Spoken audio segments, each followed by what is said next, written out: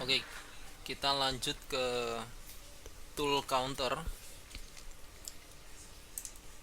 Fungsi counter di sini adalah untuk memberikan perhitungan kuantiti ya, jumlah. Misal dalam suatu sistem otomasi conveyor ya, packaging, satu box berisi 5 item.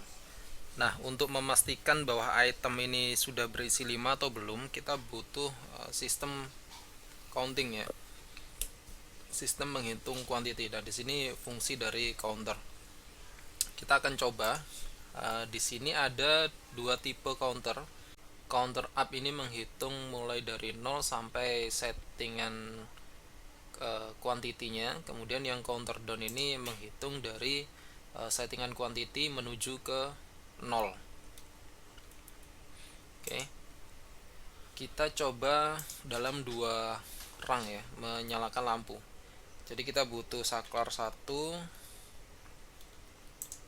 Boolean kita submit. Kemudian counter 2 kita submit.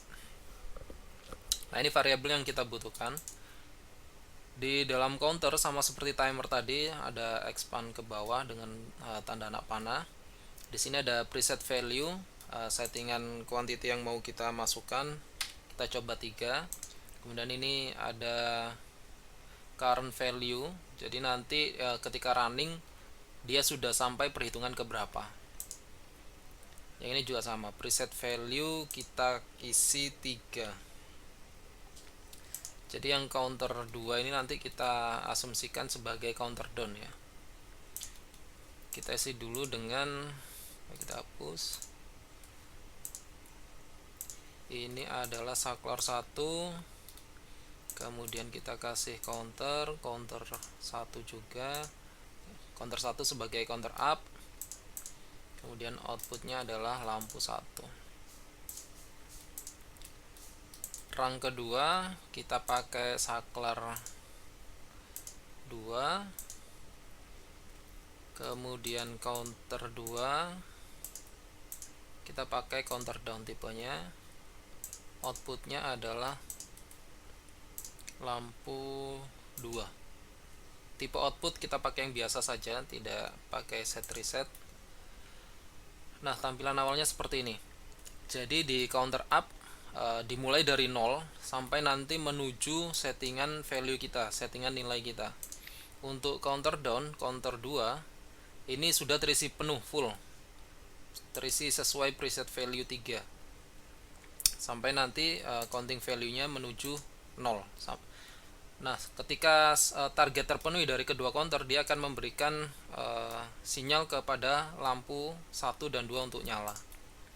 Saklar 1 dan 2 oke. Sebenarnya kita bisa menggunakan satu saklar saja, tapi tidak apa, kita pakai saklar 2 saklar. Kita play ya. Saklar 1 kita aktifkan, dia akan counting up ya. Kedua, ketiga. Nah, setelah tercapai preset value-nya, maka counter akan mengaktifkan lampu 1. Sekarang kita coba yang rang kedua. Saklar 2 nyala. Current value-nya berkurang, dia counting down ya, mengurangi 1. Dikurangi lagi 1.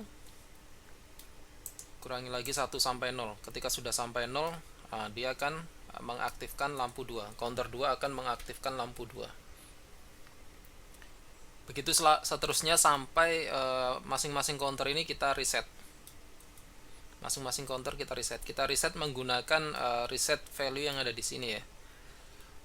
Jadi di counter 1 ada reset sama load, kemudian di counter 2 juga ada reset dan load. Ini tergantung dari kebutuhan. Dua-duanya ini adalah fungsi reset, reset dan load ini. Kalau yang reset ini untuk mereset yang tipenya counter up. Jadi yang counter 1 resetnya menggunakan R ini. Kemudian yang counter 2 karena counter down, dia resetnya menggunakan yang LD ini, load ini. Jadi kita coba di sini langsung. Nah, ini ketika R-nya nilainya 1 true ya, maka dia akan mereset current value dan akan mematikan counter 1.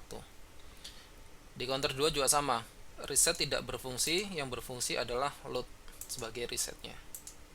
Ini untuk mereset. Ini fungsi yang ada di variabel ya, tapi kalau nanti mau dipakai di ladder berarti kita harus memasukkan kedua fungsi reset tersebut. Jadi counter 1 resetnya ini normally open, kemudian kita tambahkan untuk reset counter 2. Counter 2 pakai yang LD, jangan lupa ya, jangan tertukar. Kita play, kita counting, yang nomor 1 sudah oke, nomor 2 juga sudah oke. Kalau kita teruskan dia akan terus mengurangi ya dari sistemnya dia. Oke, kita matikan saklarnya, kemudian kita reset. Counter 1 kita reset, counter 2 kita reset. Nah, jadi seperti itu fungsi dari counter. Kenapa dibuat sama, padahal fungsinya sama ya, counting ya. Tapi nanti di aplikasi pasti akan dibutuhkan counter up dan counter down sesuai dengan kebutuhan nanti. Yang penting kita tahu dulu cara kerjanya. Oke, counter sudah oke. Selanjutnya ke materi aritmatika.